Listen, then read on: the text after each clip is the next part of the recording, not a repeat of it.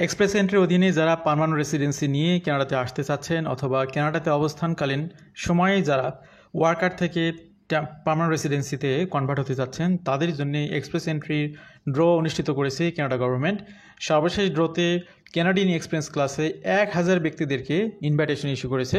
তো এটা Canadian experience ক্লাসে কাদের জন্যে সেটা আপনারা কম বেশি জানেন যে কানাডাতে যাদের প্র্যাকটিক্যালি কমপক্ষে 1 বছরের জবের অভিজ্ঞতা রয়েছে কোন কোন সেক্টরে, এখানে এনওসির বা টিআর ক্যাটাগরির 0, 1, 2, 3 এই সেক্টরে যাদের কমপক্ষে 1 বছর জব হয়ে গেছে এবং যারা এক্সপ্রেস এন্ট্রিতে আপনার এক্সপ্রেশন অফ ইন্টারেস্ট প্রোফাইল করেছেন এই ব্যক্তিদের যে বিশাল একটা সংখ্যা সেখান থেকে 1000 জন ব্যক্তিদেরকে ইনভাইটেশন দিয়েছে কানাডা গভর্নমেন্ট। এই ব্যক্তিরা এখন কি করবে, তারা এখন প্রয়োজনীয় ডকুমেন্টেশন কালেক্ট করে সেগুলো গুছিয়ে 60 দিনের মধ্যে পার্মানেন্ট রেসিডেন্সির জন্য আবেদন করবে।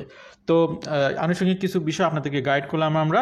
এবার আমরা আসি মূল তথ্যগুলো দেওয়ার জন্য। Immigration representative regime Canada has issued more invitations to apply ITA through the express entry system. The Immigration Department issued 1000 ITA in a draw for Canadian Experience Class candidates. To be considered in this draw, candidates needed to have এখানে দেখুন একটা বিষয় যে express এন্ট্রিতে invitation যারা পান তাদের মধ্যে সবচেয়ে গুরুত্বপূর্ণ ফ্যাক্টর সেটা হচ্ছে সিআরএস স্কোর। তো সর্বশেষ যে ড্র সেখানে সিআরএস স্কোর 534, অনেক হাই নাম্বারের সিআরএস স্কোর। যারা কানাডাতে আসেন জব করেছেন সবার কিন্তু এই 534 স্কোর তোলাটা সম্ভব না, এটা অনেক হার্ড একটা ম্যাটার। তো যারা এরকম হাই লেভেলের স্কোর উঠাতে পারবেন না তাদের জন্য অল্টারনেটিভ গেটওয়ে হচ্ছে অল্টারনেটিভ প্রোগ্রামগুলো, সেটা হতে পারে কানাডার যে রেগুলার পিএনপি প্রোগ্রাম রয়েছে সেগুলো হতে পারে, যে বিভিন্ন পাইলট প্রোগ্রাম রয়েছে সেগুলো, আটলান্টিক ইমিগ্রেশন প্রোগ্রাম। তো এই সাইডওয়ে প্রোগ্রামগুলোর মাধ্যমে আপনাদেরকে চেষ্টা করতে হবে। যারা এক্সপ্রেস এন্ট্রিতে এখানে প্রোফাইল করেছিলেন আপনার হচ্ছে এখানে যেটা আমরা দেখতে পাচ্ছি, created an express entry profile before 6/22 universal coordinated UTC 3 August 2025, অর্থাৎ 3 আগস্ট পর্যন্ত যারা প্রোফাইল করেছেন এই ব্যক্তিদেরকে এখানে কাউন্টে নেওয়া হয়েছে। তো এবার আমরা যদি ভালো করে দেখি এখানে আগস্ট মাসের সবগুলো ড্র এবং জুলাই মাসের অনেকগুলো ড্র এখানে আপনাদের সামনে দৃশ্যমান। Summary of express entry ড্রজ in 2025 for July and August. তো এখানে দেখতে পাচ্ছেন 7 আগস্টে যে কানাডিয়ান এক্সপিরিয়েন্স ক্লাসে ড্র হলো, সেখানে সিআরএস স্কোরে কাট অফ স্কোর ছিল 534, সেখানে 1000 জনকে আইটিআই ইস্যু করা হলো। তার আগে একটি ড্র হয় 6 আগস্টে, সেখানে 739 জনকে এখানে 225 জন ব্যক্তিকে এখানে আইটি ইস্যু করা হয় যাদের CRS score cut off score ছিল 739। এই 739 কিন্তু এটা বেস স্কোর না, এখানে বোনাস স্কোরই হচ্ছে 600, কারণ তাদের পিএনপি নমিনেশন ছিল। হেলথ কেয়ার এবং সোশ্যাল সার্ভিসে এটি ড্র হয়, প্রচুর পরিমাণ ব্যক্তিদেরকে ইনভাইটেশন ইস্যু করা হয় হেলথ সেক্টরে। এখানে 4000 ব্যক্তিদেরকে আইটিআই ইস্যু করা হয়, তাদের সিআরএস স্কোর ছিল 475। এরপর প্রভিন্সিয়াল নমিনি প্রোগ্রামে আরেকটি ড্র হয়েছিল এখানে জুলাই 21 তারিখে, সেটা 202 জন ব্যক্তিকে ইনভাইটেশন ইস্যু করা হয়েছিল, তাদের স্কোর ছিল 788। এরপরে জুলাইয়ের 8 তারিখে কানাডিয়ান এক্সপিরিয়েন্স ক্লাসে আরেকটি ড্রতে 3000 ব্যক্তিকে আইটিআই ইস্যু করা হয়, সেখানে সিআরএস স্কোর রিকোয়ারমেন্ট ছিল 518।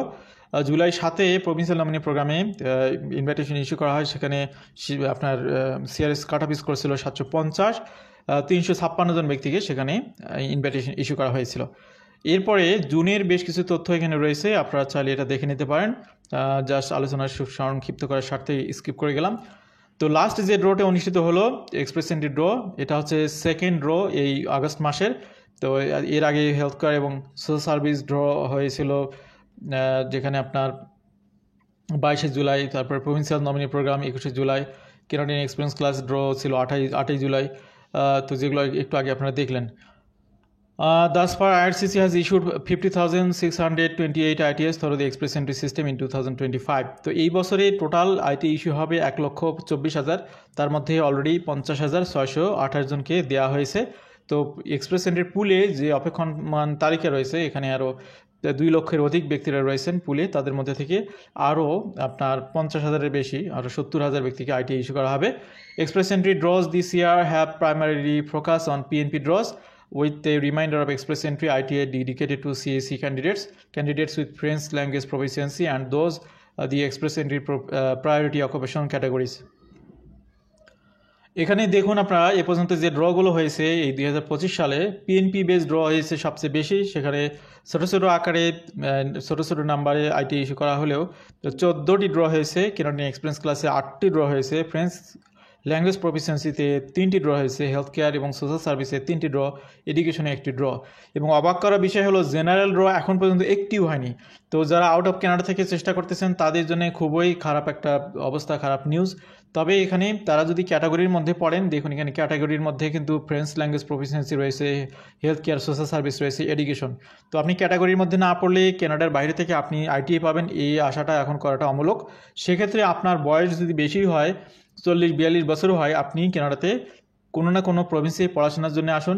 আপনার সাবজেক্ট বা আপনার যে এক্সপিরিয়েন্স সেটার আলোকে কোন প্রভিন্সে জবের প্রসপেক্ট ভালো সেটি আইডেন্টিফাই করুন, তার আলোকে সেই প্রভিন্সে আসুন।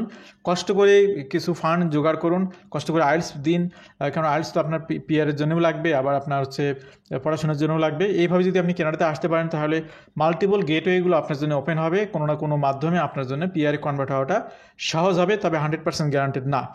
তো এখানে দেখতে পারতেছেন যে বর্তমানে কিন্তু কম্পিটিশন অনেক বেশি, সিআরএস স্কোর অনেক, রিকোয়ারমেন্ট অনেক বেশি। সুতরাং জেনারেল ড্রতে আপাতত আশা করাটা খুব কঠিন একটা বিষয়। আমাদের সাথে যারা ছিলেন দেশ বিদেশ থেকে সবাইকে আবার স্বাগত জানাচ্ছি। ভালো থাকবেন সবাই। আল্লাহ হাফিজ, সালামু আলাইকুম।